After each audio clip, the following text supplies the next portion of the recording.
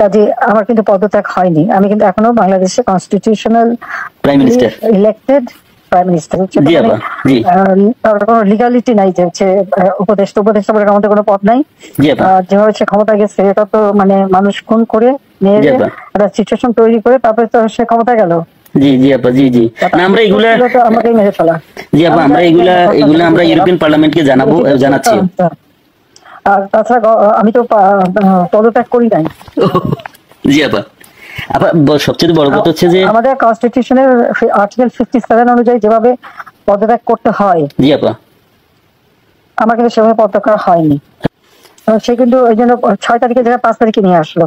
জি, আর 5 তারিখে নিয়ে আসার ফলে আমার পক্ষে তখন এমন ভাবে চারিদিকে লোক ঘেরাও, আমি দেখলাম যে এখন যদি ফায়ার ওপেন করে আমার এখানে সিকিউরিটি, তাহলে শত শত লোকের লাশ পড়বে।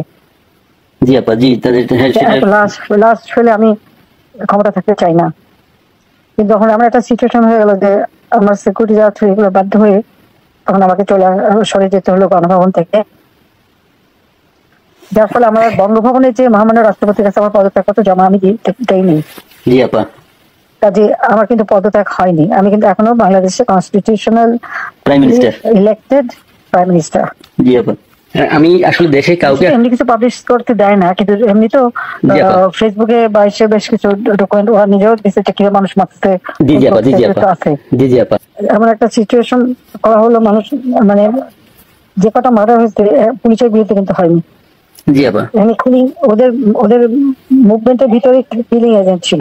জি আপা, এবং ওরা যে বুলেটটা ব্যবহার করছে সেটা ওদের অ্যাডভাইজার শাফাত সাহেব আর্মি লোক, জি আপা, তিনি নিজেই বলছেন যে এই বুলেট তো পুলিশের কাছে থাকে না। জি আপা, তার মানে সাধারণ লোকের কাছে এই আর্ম ছিল, আর ওই বুলেট ওটা কার কাছে আছে কেউ। এবং আজ পর্যন্ত এই বুলেট সম্পর্কে কোনো তদন্ত নেই, বা এই রাইফেল কে ব্যবহার করছে কোনো তদন্ত নেই। এমনকি কিছু লোক পুরুষ মানুষ বোরখা পরা, জি পুরুষ মানুষ বোরখা পরে জি আপা, তখন ইন্ডাস্ট্রিতে আগুন দেওয়া থেকে শুরু করে এসে, এবং আমি যখন রোগীদের দেখতে গেলাম, আমি প্রত্যেকটা রোগীকে দেখতে গেছি, আমি প্রত্যেক খাবার দেওয়া তখন মারা গেছে সব ফ্যামিলিকে আমি 10 লাখ করে টাকা 50,000 টাকা করে দিয়ে তাদেরকে এনকোয়ারি করার জন্য আমি আমার কমিশনকে আরো বড় করে দিলাম, 3 সদস্য বিশিষ্ট জুডিশিয়াল কমিশন করে দিলাম কমিটি। জি আপা, যাও সেগুলো তো করতে দেওয়া হয়নি। দেন আমি যখন ডিসিশন নিলাম যে এরকম অবস্থা আমি থাকবো না। জি আপা, এই হিসাবে কোর্টের কেসের ভার্ডিক্ট ছিল 666 কোটি টাকা ট্যাক্স তার কাছে পাও না।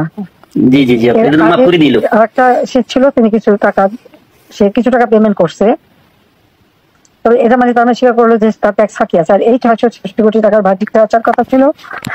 আর গ্রামীণ ব্যাংকের এ পর্যন্ত যে টাকা 26,000 কোটি টাকা সে মানি লন্ডারিং করে বিদেশে নিয়ে যাচ্ছে, এটা অডিট রিপোর্টে বের হয়েছে। ও জি আপা, জি ওই ভার্ডিক্ট গুলি মানে ওটার উপরে তার বিরুদ্ধে কেস। সে কিন্তু ওই জন্য 6 তারিখে জায়গায় 5 তারিখে নিয়ে আসলো।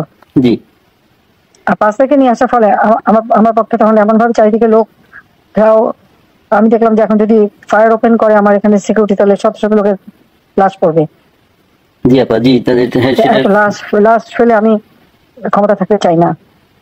কিন্তু যখন আমার একটা সিচুয়েশন হয়ে গেল যে আমার সিকিউরিটি যাওয়া এগুলো বাধ্য হয়ে তখন আমাকে সরে যেতে হলো গণভবন থেকে, যার ফলে আমার বঙ্গভবনের যে মহামান্য রাষ্ট্রপতির কাছে আমার পদত্যাগপত্র জমা আমি দেইনি। জি আপা, কাজে আমার কিন্তু পদত্যাগ হয়নি, আমি কিন্তু এখনো বাংলাদেশে constitutional prime minister elected prime minister. জি আপা, ইনশাআল্লাহ আপনি চলে আসবেন তো, আর বেশি দিন নেই। উনি কিন্তু তারপরে যখন মানে খুঁজে বেড়াচ্ছে তার ফলস ছবি দেখালো, আমি সই করছি, সেটা হলো আমার ভিজিটিং বুকের সই। ছবিটা ভালো করে দেখলে দেখা যাবে ওটা একটা মোটা বই। জি আপা, এখানে ভিজিটিং ওরকম কোনো বই প্রাইম মিনিস্টার সই করে পদত্যাগ করে না। আর আমার সেই চিঠিও কেউ দেখাতে পারছে না। কিছু গণভবনে রেখে আসছিলাম, জি আপা, গণভবন আগুন দিয়েছে, পড়িয়ে দিয়েছে।